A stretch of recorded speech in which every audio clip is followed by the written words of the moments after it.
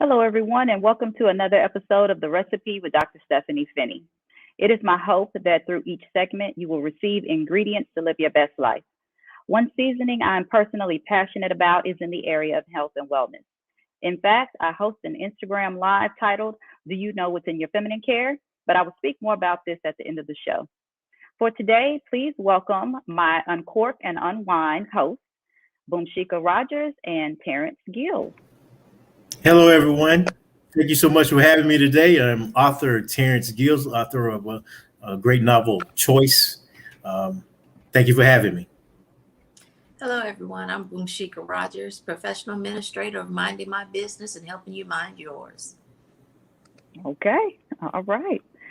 So let's begin with a few introductory comments for discussion. The first is Howard University cancels debt for juniors and seniors. Students whose families are currently carrying an outstanding balance for the spring 2021 semester will have their current debt erased as well. Any thoughts?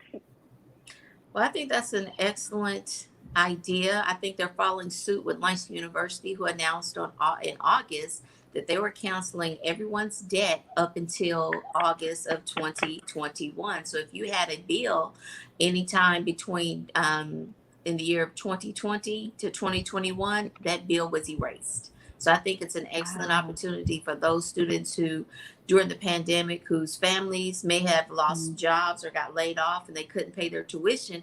It's just amazing how these HBCUs are showing grace to students who didn't have the opportunity to pay their bill and couldn't get back to school. Now they have that opportunity to gain that education and continue on down the path of, I like to say, righteousness. So let's stay on the right path, everyone. Take advantage of it. I didn't know Langston did that, so thank you. I learned something new. That's Great. Our alma mater, so. Which is also a HBCU, the best HBCU. What do you think about that, Mr. Gills? Not the HBCU part being the best, although that's true, but about the debt being canceled. Oh, I wish that I could have taken advantage of that program when I was in college. That would have been wonderful. You know, my school loan is paid off. So I worked and struggled to make those payments. But I wish that I would have been able to take advantage of that. You know, and have my tuition and debt erased like that. That's wonderful.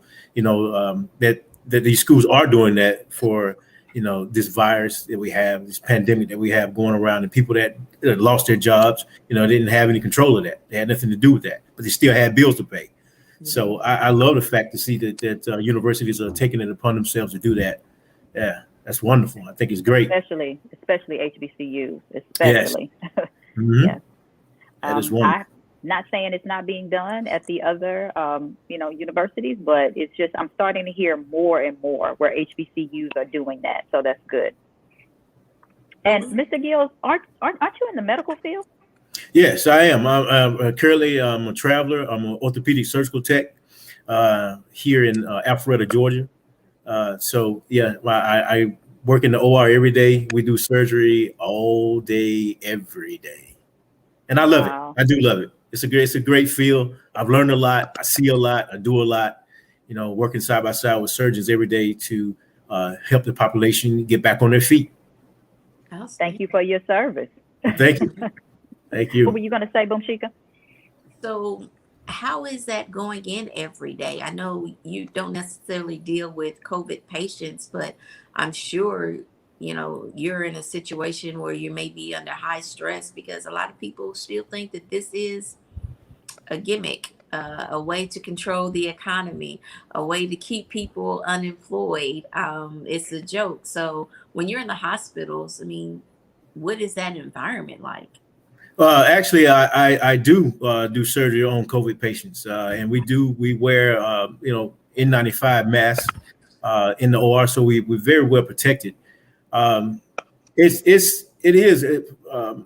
a tough job, you know, because you see a lot of sick people, a lot of things that we take advantage of, you know, as far as health. You don't see these individuals every day. And it's not old people. It's not like people that are in their 70s or 80s or 60s. No, it's young people. They're in their 20s and 30s. that can't do things that we take for granted on a day-to-day basis. They have illnesses that they come in for us to help them get better, but never really get over. So it's a sad situation. So I try to come home every day and remind myself why I shouldn't complain. Because I just done surgery on a kid that was 19 years old. Who will never be able to do the things that I did at 19 years old. Because of his deformities. So, and speaking of COVID, when that hit last year, or when we found about it last year, I was in Boston, Massachusetts, at Leahy, and I saw a lot of patients that were in there that were very young that passed away. So it was a very, very sad situation. I was up close and personal to that. A lot of my close friends that I worked side by side with every day had COVID as well. I was fortunate that God bless me that working that close with those individuals every day, I didn't have any symptoms. But as far as working, doing surgery on those types of patients, I did that just about every single day. I saw COVID patients, but I was just blessed not to get it myself. Awesome, outstanding. Well, since we're on this topic, we may as well get this question answered. What's going on with the new variant? It's a lot of people. People going to be skeptical about anything. A lot of people still skeptical about the flu virus. The flu vaccination rather, not the virus, but the vaccination. So you're going to have individuals out there who are always going to be skeptical about any type of vaccination that there is. But I believe that, they created these vaccinations to help. And I don't think they are, and when I say they, I mean the government. I don't think they're making something to control us or implanting chips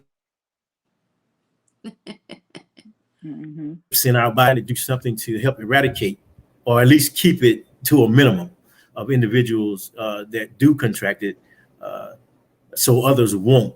So we won't have another pandemic like we did last year where, over 500 million some people worldwide passed away from this one disease. Yeah. All right. Great information. I didn't think we were going to go that way, but still, great conversation. Yeah. Well, let's go to Brittany Mason.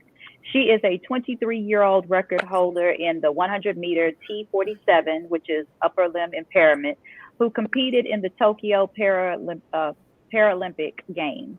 And she serves as a reminder that the starting blocks of life should never define you. It's how you run the race. She's a track star that we should include in our conversation of the Olympic Games. And, I love watching the Olympics normally, but this year it was so different because of the pandemic, just period, whether it was the Paralympics or just the Olympics, it was just different because you didn't see all the people in the stands, so you didn't have that. And then, it was just different. It was different. It was a different atmosphere. But I will say that I didn't watch all of them, but I watched a lot of the Paralympics for the first time. And I was so impressed. I was like, do you see what these individuals are able to do with the impairments that they have? They are amazing. I mean, I just thought I need to start watching this more often. And why didn't I watch it previously? I don't know if I just didn't, because it's been around. It's not new. No, it's not new. Nope. No. I'm sorry.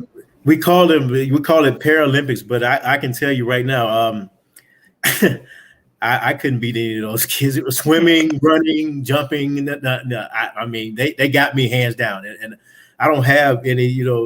I was born physically capable of doing just about whatever I want, but I don't think that I could beat them. So we call it Paralympics, but is it really Paralympics? Because these kids are pretty amazing in my book. Very amazing. Yeah. And I agree. It's not, people want to talk about it's a handicap, so we have to give them special and certain considerations.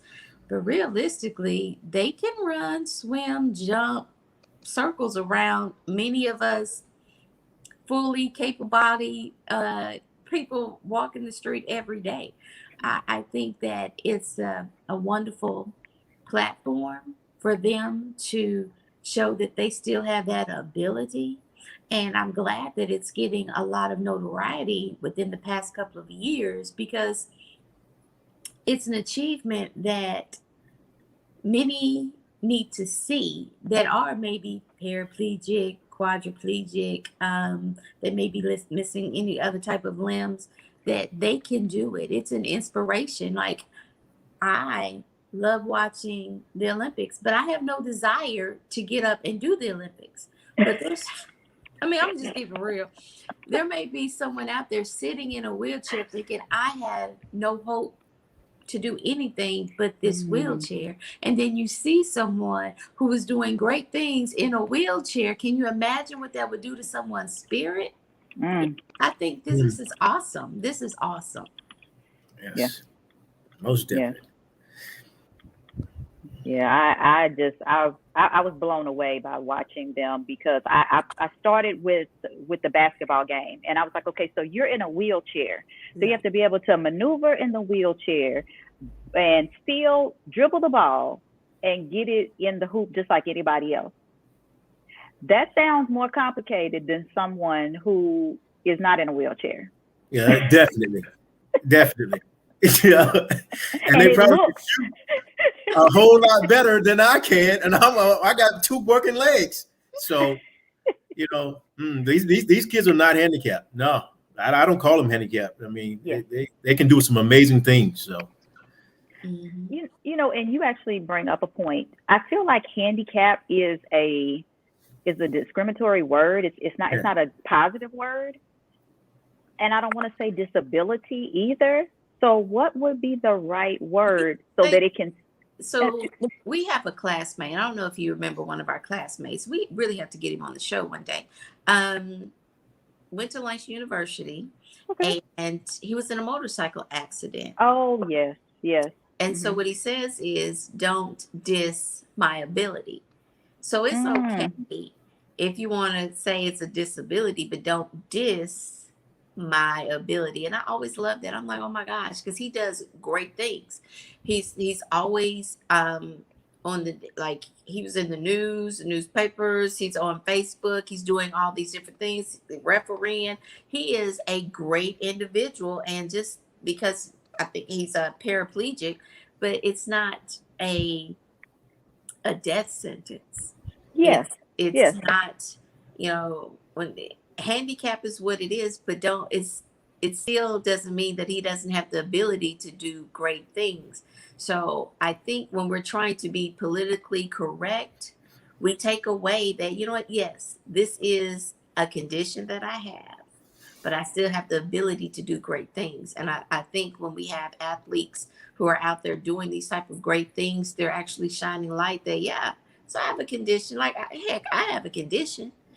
And I know I'm not going to be able to run down the street.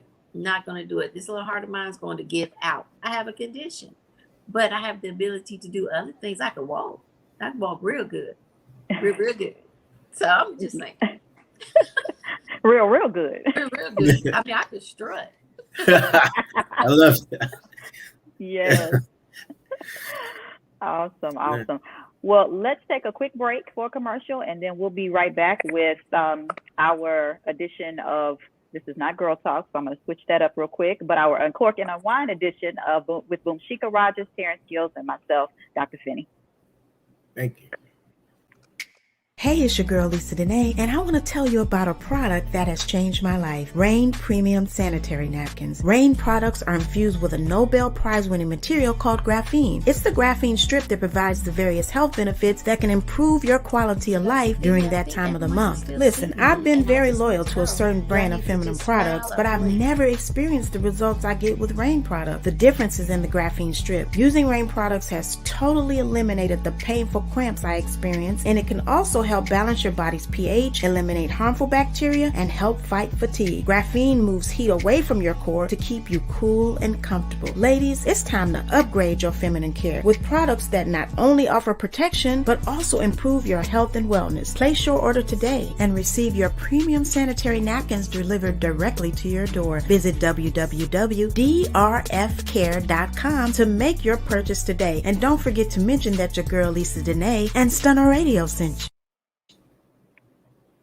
Hello, everyone, and welcome back to the Recipes episode of Uncork and Unwind with hosts Boomshika Rogers and Terrence Gills and myself, Dr. Stepheny Finnie. You guys say hello. Hello. All right. So let's move on to our next topic as we go into the unwind portion of this episode. Now, I'm not going to say this name correctly. I do apologize, but Giannis A. I'm going to try it. Atinkatempo, I believe is his name, becomes part owner of the Milwaukee Brewers. And he states, this is a dream come true for a kid from Athens, Greece, born from immigrant parents. I could have never imagined I would be in this position. Now, my question that I put on the table is, why do we not have more African Americans or even people of minorities owning or having part ownership of NFL teams, NBA teams, NHL teams, period? I mean, I know that we're hearing more about it, but I'll just put that out there. Mr. Gill, would you like to go first? I'll yield to your expertise. No, I won't say I'm an expert, but like Dr. Finnie and I was talking before, I think a lot of African Americans now are coming from under the umbrella of the Jim Crow era. We're not back in the 50s, 40s, 30s anymore. And you see a lot more African Americans coming out that are in positions, to own, and they're not being, I want to say, pushed to the side, or they're not given a fair shake that they deserve in this type of industry anymore. And they're coming to the table and they're bringing fresh new ideas. They have assets as well to go behind that, to purchase the things that they want to do. And we were just speaking about LeBron, and I believe it was a few months ago, LeBron became part owner of the Boston Red Sox. I think that's what I did here. So, and he owns a school. So yeah, I'm happy to see NBA stars moving in this direction. And it's not only the LeBron, it's several of them, that have started schools and are doing great things for our community, giving back. And I love seeing that. That's a wonderful thing. Yeah. So I think that it was almost taboo to see an African-American coach. I remember at a time when you saw one, you're like, oh my gosh, I'm rooting for this team because we have a black coach, right? And then you're looking at, we have maybe a black GM. So I really think, and this is Boomshika talking, and I mind my business a lot. But my personal opinion says that we did not come to the table thinking that we could. We were trained to be players. You don't have to think, even in the news media, when LeBron was speaking out on Black Lives Matter, it was, he needs to shut up and dribble. Yeah. Well, it was. that has been trained and ingrained in the fabric of America that we don't belong in those positions. And so now, as we as a people are coming up and we're understanding our worth, we don't have to just shut up and dribble. We can have an opinion.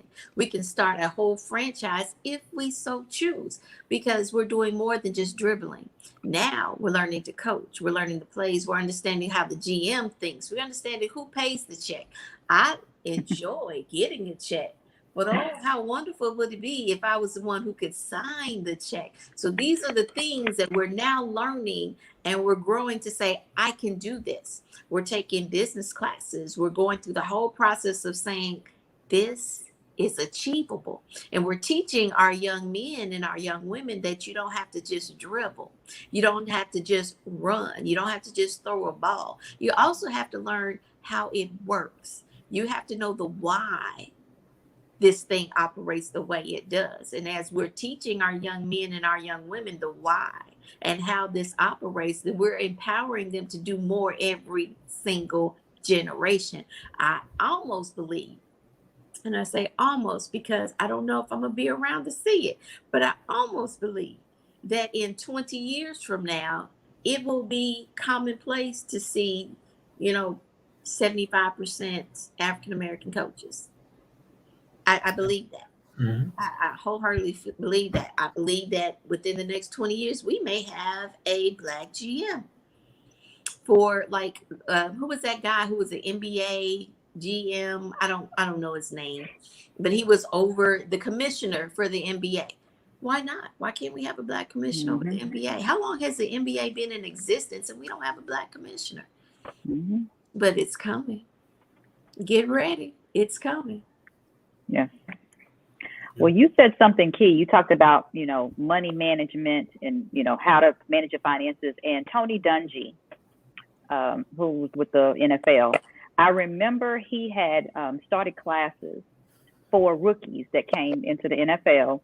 And what they had to do was they were required to take these classes to teach them how to manage their money. And I remember watching some of his clips, and he was like, you don't need 20 houses. You don't need a car dealership. If you want to have a house on the East Coast and a house on the West Coast, that's fine. If you want to have a couple of cars with those houses, that's fine. But understand this, the goal is to get ready to leave this profession because you are not going to do this forever. This is a temporary position.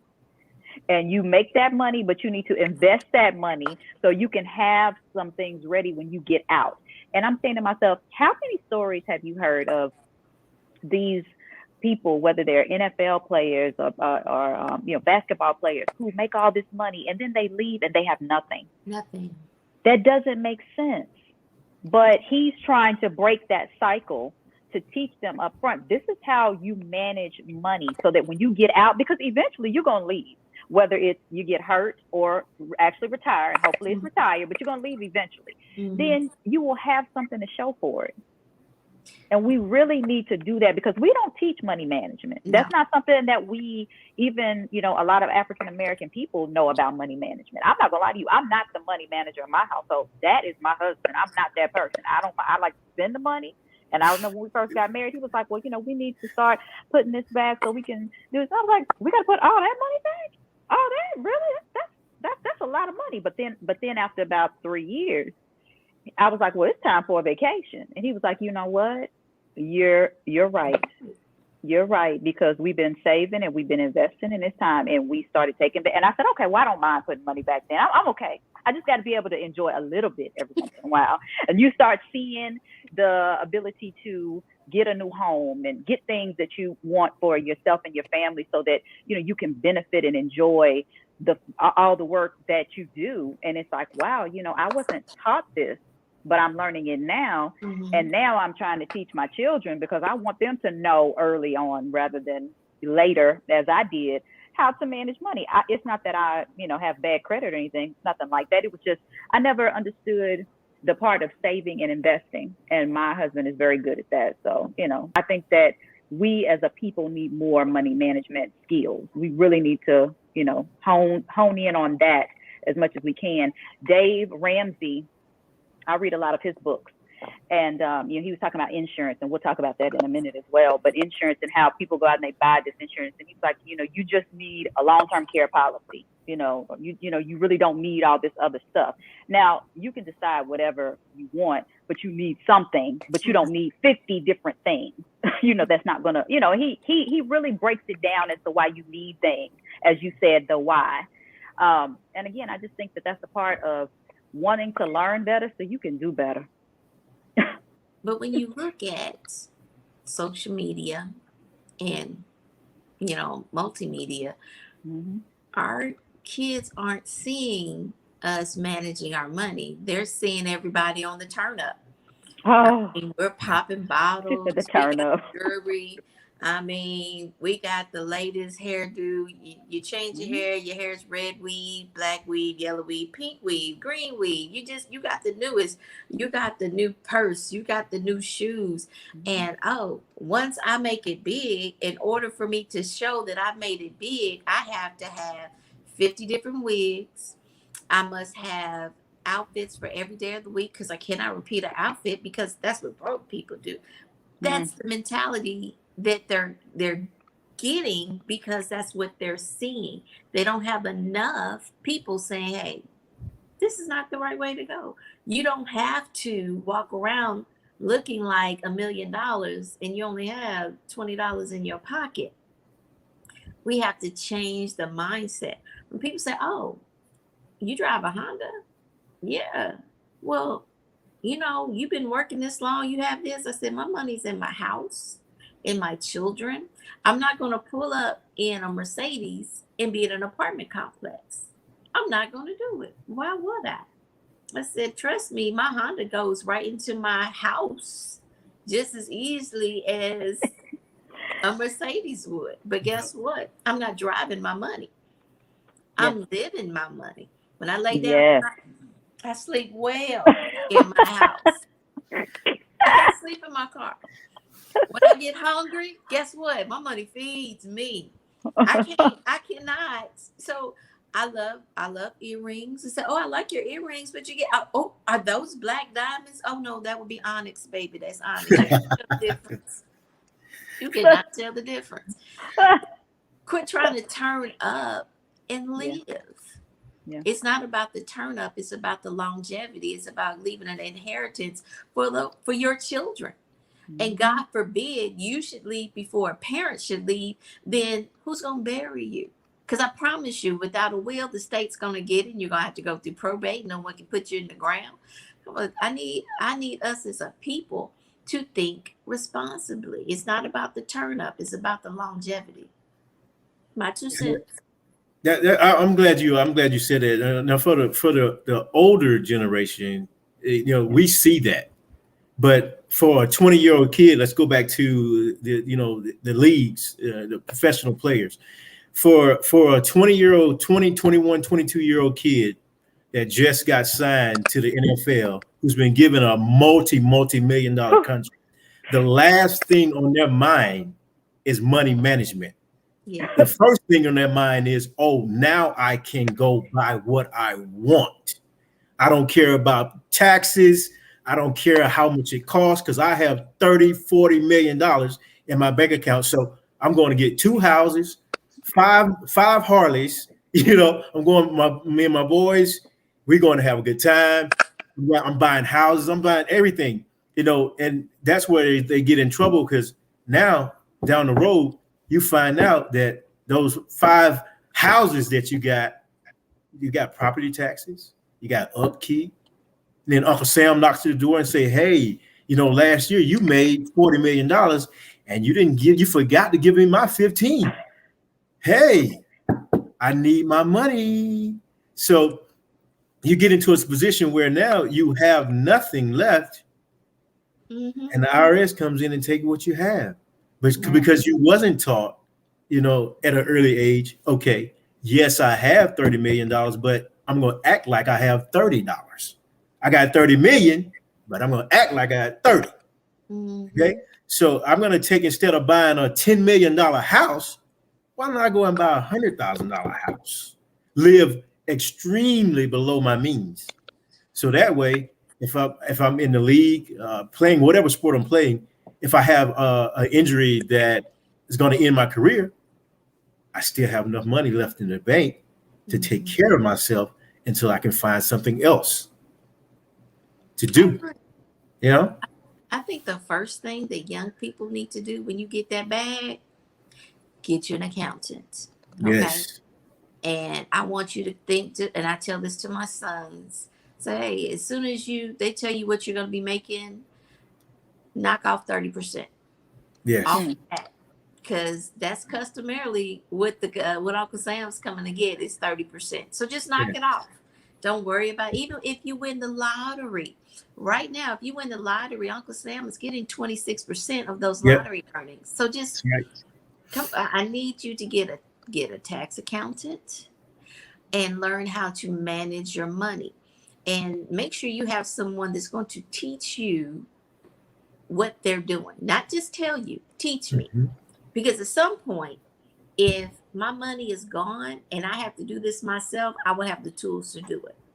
Take advantage of every opportunity you have to learn, especially about money. Because look, there's not a man out there that wants a broke woman. There's not a woman out there that wants a broke man.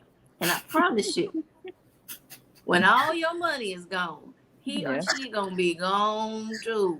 I tell my husband often, I said, look here, we ain't gonna make it if you ain't got your coins together. Now, I love you, and I do.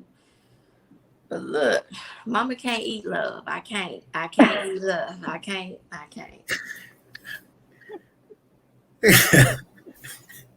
That's okay. That's okay. You know, I don't want people to boom chicken to misunderstand you. That you know that you married just for what your husband has. I know you do love your husband. You know, and I understand. But and I know. I mean, but I understand finances in a relationship. I know we're getting on another subject here, and I'm sorry about that, Dr. Finnie. But I just want to say, you know, finances in a relationship, but especially in the beginning relationship, it causes a lot of problems. You know, because you so deep in debt that you don't see a way out, and that does cause a lot of marriages to separate because your finances are dead. But here's the thing: if we're open and honest, I like to say bad news doesn't get better over time. So once you see it, you have to tackle it. You can't just say, "Oh gosh, this is overwhelming. I don't know what I'm gonna do." It's not gonna go anywhere. You must tackle it. You have to have that courage to say, I'm going to make a change. I'm going to fix it now. Doesn't matter how I got here. I'm here now. Let me fix it. And I think we as a people sometimes get a little nervous when you're talking about Uncle Sam and the taxes and, oh my gosh, I don't want to go to jail. I can't deal with it right now. And we shut down, as opposed to going forth and saying, you know what? I got myself into this. Now it's time to get out. If that means I have to buckle down, but don't sit in it. There's where we have a problem, is when you sit in it and you pretend like it doesn't exist. You're just going to keep balling out of control. I see a message here from Miss Smith says that unfortunately most entertainers and players don't have someone in their corner to keep them grounded like that for financially. That's probably true. More than likely, that's true. But when you put yourself, when you're in a position like that, you have to go and find those individuals who can help you. You know, that if they don't come to you, you go to them. You know, because your money's not gonna last forever, no matter how much you have. If you abuse it, you're gonna lose it.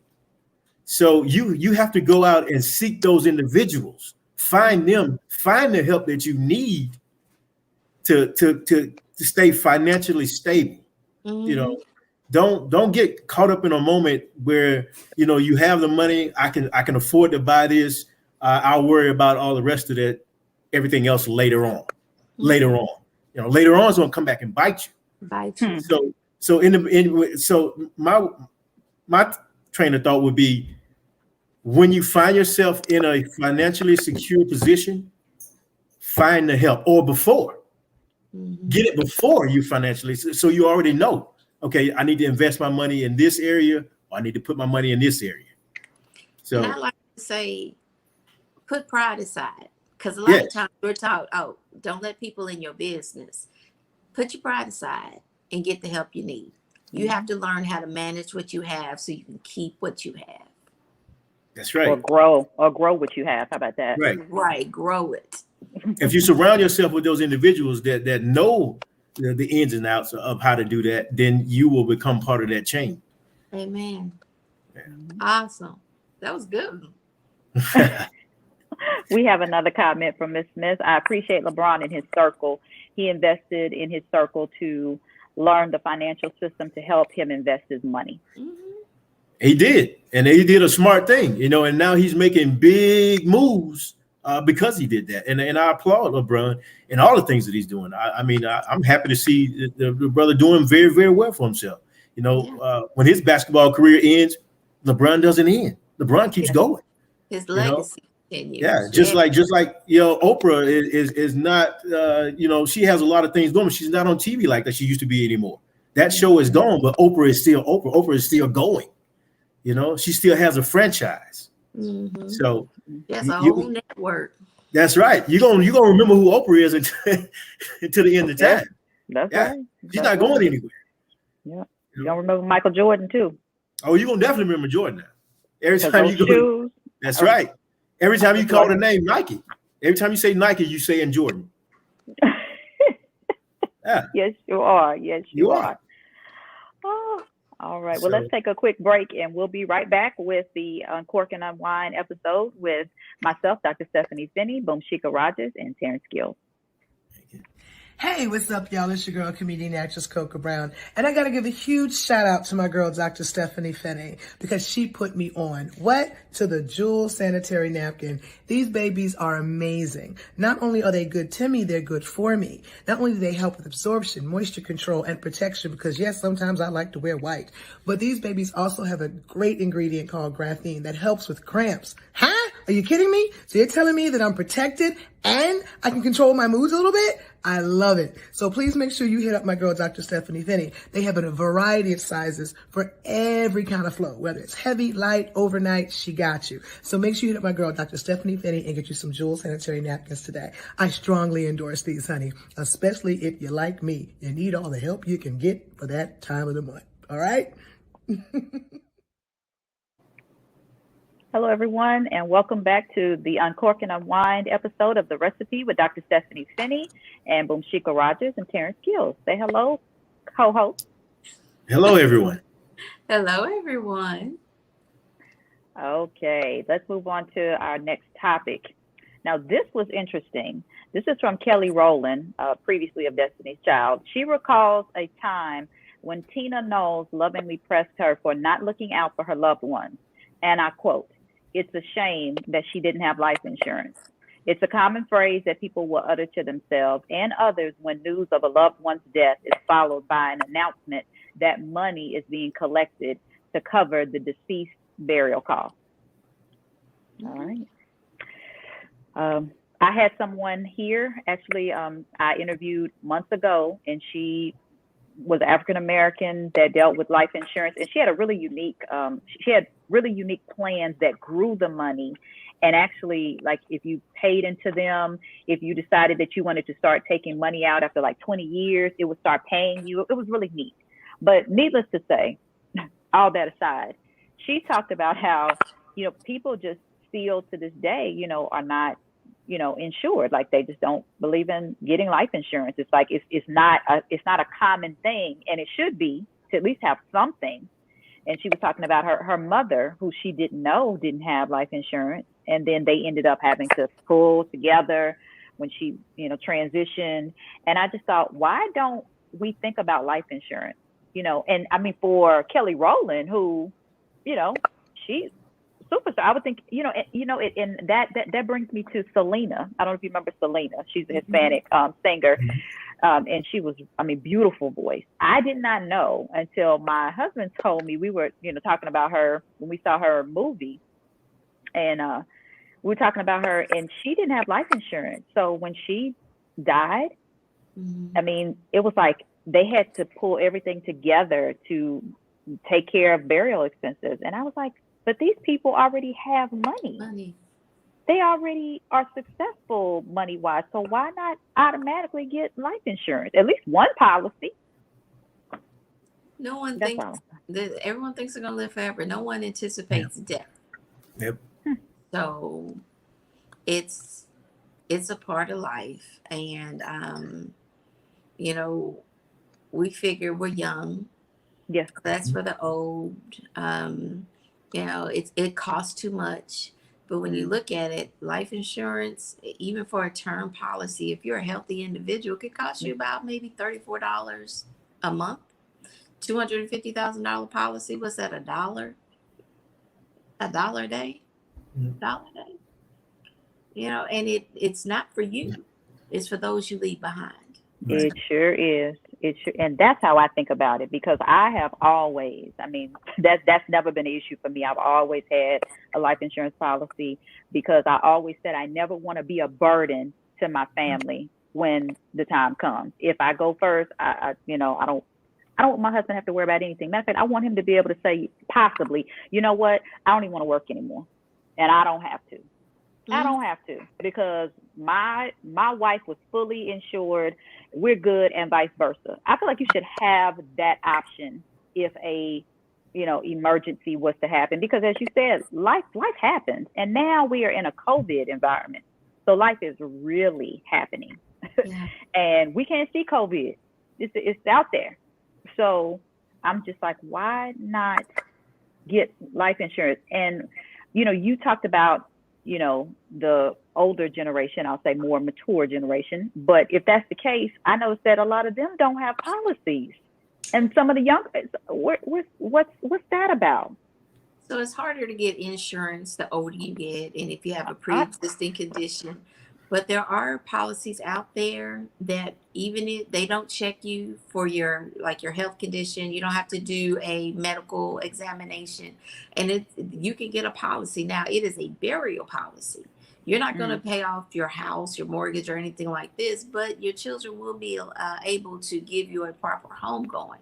And at that point, I would recommend a will. And these are just things that people don't think about. And it's like, okay, and I was just having this conversation. I need to redo my will because my will was done in 2009. Well, I've had some major life changes since 2009. And I know it's like, you know what? I need to sit down and redo my will and look at how my policies are set up. But we think tomorrow is promised. I'll do it tomorrow. Let me take care of it tomorrow. It's not. And for our, I won't say season, for those of us who are still basting out there, basting, we have to consider this is not about us. It's about those we leave behind, and we don't want to put them in a situation where they're struggling to give us the burial that they think that we deserve. And I'll say it like that because it's not what we want. I mean, I want to be cremated. I told my children I want to be cremated. My sons told me they wanted to be cremated, and I had a very bad scare with one of my children. And I was in a situation where I was sitting up there, I can't burn this boy. I can't burn his body. I'm not gonna be able to do it.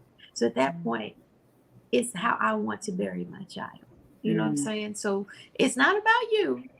And I'm gonna look directly in the camera. It's not about you. It's about those you leave behind. So think about us who are still here, and we're struggling with how we're going to take care of you in the final moments as you're going up to glory. Think about us. Yeah, that's very well said, because a lot of people don't, like you said, they don't think about, they just take life for granted, and they don't think about, I might not be here tomorrow. What will my family do if I leave this earth tonight, a second from now? So you're right. No, most people don't have life insurance because they take life for granted. They think that, you know what, look, I'll be here tomorrow. I'll be here next year. I'll be here the next 10 years. I'm only 20, I'm only 20 years old. So I'm young. I don't need that stuff. So you're right. It's just something that one of the avenues in life that we take for granted. But you're right. Many people, it's not about that individual. It's about the people you leave behind. What kind of condition do you want to leave them in? Yeah. So I like that. Yeah,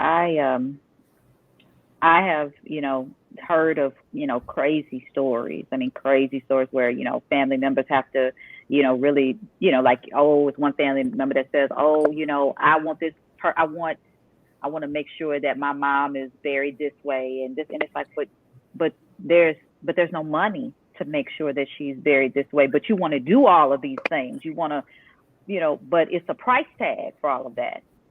And, I get that for the seasoned generation, it costs money, but how about we get the policy before we get to the season point? Right. How about, you know, so that can already be in place. And then by the time we get to the point of being seasoned, that's already taken care of. I mean, we've already been paying into that, and it's consistently being paid on, so it's not a big deal, you know. But rather than do that, we wait.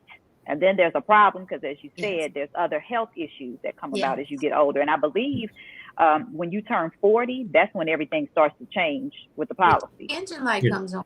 Yeah. Yes. Yeah. Yes. My engine light came on at 40. Mm-hmm. Yeah. Check engine light. It's been screaming at me for several 40s. So it's still screaming at me. So, That's right. Let's see. We have a comment from Miriam Iganu. That part, prior planning is critical for this. Yes. Yes, planning. That's the thing. We have to plan. Yeah. No different. We were talking about money previously, and you know, looking at the path ahead. You have to plan. You know, Mr. Gills and I were talking, and it was like, you should at least, you know, if you are in the NFL or NBA or something like that, you should at least be able to leave knowing you got a house waiting for you that's paid off. Mm-hmm. come on. You know, if you got that type of money, like I said, if you're blessed with that type of money, there should be no reason why you're paying a mortgage. Yes. That should be the first thing that you do for yourself. Yes. If you come into that type of money, you should secure a place for you to live that is yours. There's no renting. I'm paying a mortgage deal. No. This is ownership at its best. Yeah. Ownership. This is my house. Yeah. And you are paying for it in full because you have the money, and you don't have to pay all that interest. Right. Mm-hmm. You don't need a 30-year or 20-year or 15-year mortgage. You just need to pay that. That way you have a house that belongs to you. The only thing you're paying is taxes and insurance. Okay, there you go. Don't forget your taxes That's after you pay that house. There are state taxes. I said taxes and insurance. Yeah. I said that because trust me, they will come and get it. They'll come get it if you don't pay the those taxes. But at least you have something that's yours. You know what I mean? The tax is going to be minute compared to a house note. Oh yeah. But you got to pay them. Yes, because if you don't pay them, it'll be somebody like me who will pay the taxes on your house. That's And right. And that will be my house. I don't blame you. Good. I don't blame you. I don't blame you. Yes.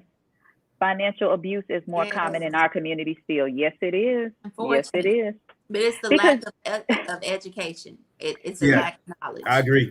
I agree. And you know, that's like, okay, we're talking about insurance, talking about a life insurance policy, you know, a house. These are things in my mind. I'm saying if I took care of this. I mean, I'm not even an NFL player, but I'm just saying, let's say I do come into that type of money. That's one of the first things I'm gonna talk about. I need to get a house in full paid. Mm-hmm. I need to get insurance. If I don't have any, I need to get that. You know, and I just be paying on that. But I need to have some things in place. That's a part of planning, as Ms. Iganu said. Planning. We have to plan. If you don't plan, you plan to fail. That's right. And I also think most African Americans, you know, a lot of us come from nothing. You had nothing growing up. Not just African Americans. I mean, that's in every genre, every race. But mostly African Americans, you grew up, you didn't have anything. So now when you get to a point where you do have something, it's out of control because you never had it. So you lose your mind, so to speak, as in now I have the finances to buy what I want. I'm going to live like I always wanted to live. Mm-hmm. You know, and you don't think about the repercussions of what about this and what about that and what about this? You don't think about that. All you're thinking about is I drove a Pinto for 40 years, you know, and there's nothing wrong with a Pinto. A car is a car, but you're thinking I wanted a Jaguar and I couldn't afford a Jaguar. I had to drive a Pinto. Now I can afford a Jaguar. So I'm going to go ahead and get me a Jaguar and a Porsche and a Ferrari and a Lamborghini, you know, and I'm going to drive all of them whenever I want. You know, and you don't think about anything else other than that because you never had it. So you get out of hand. Mm-hmm. Yeah. You said a mouthful right there. He did. I'm just thinking about everything he said. A Lamborghini, a Porsche, everything. I call it impulse issues. Yes. Now, my sons have lived a very easy life because their mama has always worked. There was never a time when I did not work. And so my son, Michael, I love him to death. We were moving from one part of Texas to another part of Texas. Now, his mom, that'd be me, built this house. I mean, put every design in us. His sons, you're going to know how to do this process. They were with me. We did the whole process of building a house. So when you move, I was like, okay, well, let's find a place to kind of just rent for right now until we find out where we want to live. Oh, this child says to me, Mom, I've lived a privileged life. We can't live like this. We can't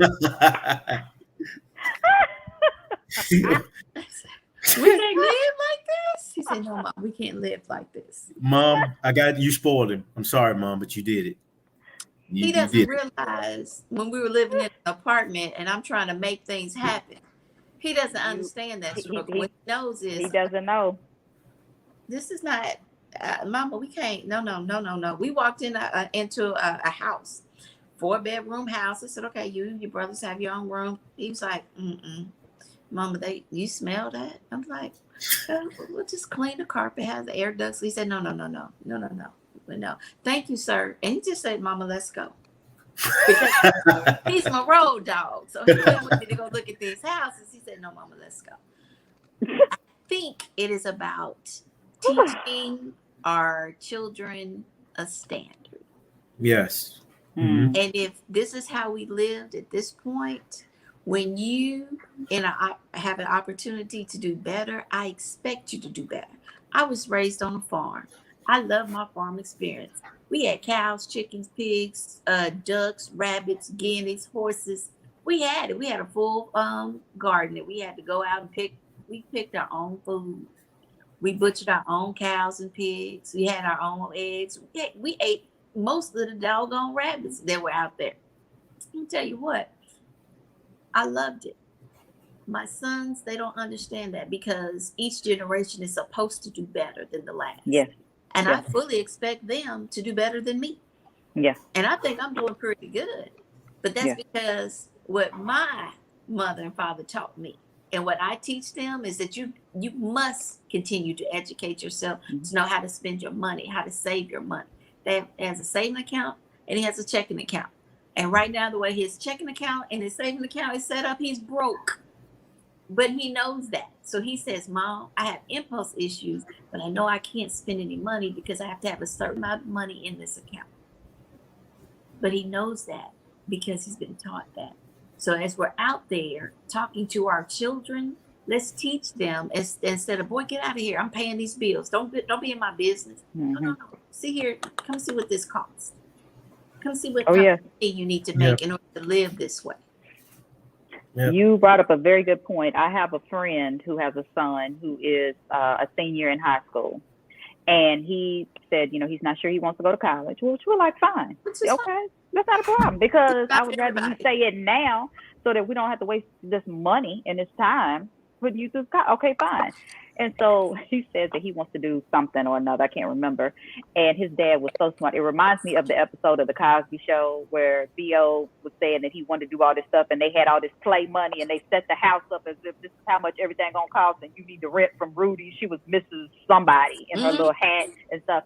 Okay, so his dad, this is a real story. He said, so what type of apartment do you want to live in? He was like, well, I think I want like a 2-bedroom. I like to have, my own bedroom and another. And he said, well, okay, like what type of, and he was like, I want to live over here. So then he said, come on, let's go over there and find out how much those apartments are. So they went over there and he was like, yeah, you see how much that was like $1,100 for that 2-bedroom, 2-bath apartment right there. Mm-hmm. He said, okay. And he said, and we haven't even talked about food. We haven't even talked about car. We haven't even talked about all your bills, cable, your cell phone. And so it gave him a picture. He said, so if you want to do X job, and this is how much money you're going to make every month, you got to figure out how to balance your budget to make that work. And it looks like you ain't going to have any type of social life because all your money is gonna go towards paying that rent because it does have to be paid on time or they will put you out. They will put you out. And you will have to pay those bills. I think water was included, but you still got to pay cable and electric, and you have to pay your cell phone. And again, I guess you're just not gonna have a car, so I guess you're just gonna go ahead and take the bus. What you gonna do? Get your bus pass, baby. Get your bus. Yeah, pass. that's it. Those are life lessons. Yeah.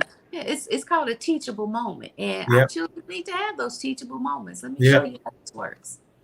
They will not die. They will not die. No. Go ahead. Teach them. I think we should go back to the older days where parents you had to live a little bit hard because I think most of the kids today are privileged. They feel like they're privileged because of their parents. Exactly. So you need to educate kids and take them back to a point where let me show you what it takes to get to where you want to be. And when you get to where you want to be, let me teach you how to be responsible enough to take care of what you want or what you have, because nobody's going to give you anything. Everything comes with a price, everything. So either you're going to put yourself in a position to get it or you're not, because nobody's going to hand it to you. Oh, yes. And one thing I can say about Miss Boomshika, because we went to college together, hard worker, always worked hard. I mean, I never understood how hard she was working. I remember a couple of jobs. I was like, wow, she is really doing this. She's really doing this work, I wanted a truck. I worked 3 jobs my senior year in high school, but I got my truck. I love it. So I don't have a problem with working hard. I would just like to work less hard now that I'm seen 40 a few times. Absolutely. I'm still basting though. I'm not seasoned. I'm basting. I love it. I love it. I love it. But you worked hard for what you have though. So if you sit back now and enjoy the fruits of your labor, there's nothing wrong with that. You're not lazy. You've done the work. You plowed your fields. Your crops are growing now. So you should be happy to go back to your field and enjoy the fruits of your labor. That's fine. Unfortunately, my boss does not feel the same. So he wants me to continue to work like I am still in the field plowing. No, put him on the page. Just go ahead and let him know. Go ahead and sit him down for a minute. No.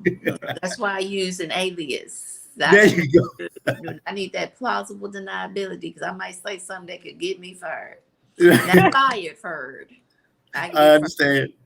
I see you. Yeah. I see you. Okay, so this is nearing the end of the show. Any final comments? Would you like to put some information out there about where people can reach out to you? If you have anything going on that you want to promote, this is your time. Well, I put out there, like I said, that I'm up and coming. I am an author. My first novel was published in January. You can find me on Instagram. You can find my novel on any of the ebook platforms, Amazon, anywhere. It's out there, and it's called Choice. It is an erotic romance novel. And yes, I did write that. A guy. Yes, I did do that. And I'm currently writing my second one, which is going to be a little bit more erotic than the first one. So I want to throw that out there too. Yes, ladies. Okay. Yes, that is. but yeah, I'm pretty excited about that, and definitely getting that novel published and out there to the public. So a lot of people are responding to it. And I would appreciate it if anyone who's listening or can see me, get your copy. I greatly appreciate the support. Thank you so much. Awesome. Well, I just want to wish everyone a wonderful day. And hashtag January 15th for those who've been watching the show. Hashtag January 15th. All right. I can't get away from it. I'll tell you later, Mr. Gill. Okay. For everyone watching and listening, thank you so much for taking time out of your day to connect on the recipes segment of Uncork and Unwind with myself, Dr. Stepheny Finnie, and Boomshinka Rogers and Terrence Gills. Before I go, if you're on Instagram, please tune in tonight at 9 p.m. Eastern Standard Time as I provide a serving of health and wellness in the area of feminine health care. And for any men out there, please do not shy away from this topic, because if you have important women in your life, you also need to know about this information. That's it for us. We hope you enjoyed this segment of Uncork and Unwind. And now I'm going to allow singer, songwriter, television personality, and founding member of Sisters with Voices, Lily from SWV, to provide her endorsement of RAIN, previously known as Jewel Feminine Care. See you next time on The Recipe as we bring you all of the ingredients for living your best life. Take care.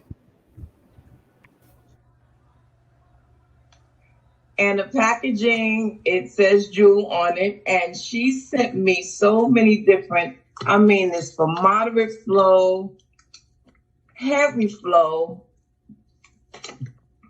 Hold on. And this was my favorite. That is my favorite. That is my favorite. I can always appreciate an overnight, but what I was really impressed by was the length, how long it was, and how it's not as thick. If you guys still get those monthly friends, sometimes that thing could just be out of control and never do what you asked it to do. It'd be all over the place. But honestly, I had absolutely no problems at all. And I just want to say thank you, and I appreciate this product so good, because a lot of people, they want to send you stuff, and it's like, okay, you want to believe in everybody, but everybody's product is not a good product, especially something when it comes to feminine hygiene and sanitary this and you got to be very careful, because sometimes, whatever the stuff is made with, it don't always agree with your body chemistry. But I had absolutely no problems, and I wouldn't even say this if I didn't mean it. I gave the girls in my podcast, they use it. My podcast member, she don't even use sanitary napkins. She's like a tampon girl. Mm-hmm. But she really appreciated this, and I thought, I have to tell you this. I couldn't wait to get on here to tell you this. So for everybody that's on here that's still going through them, getting those monthly visitors, please support Dr. Finnie's business. I tried it myself, and I love it.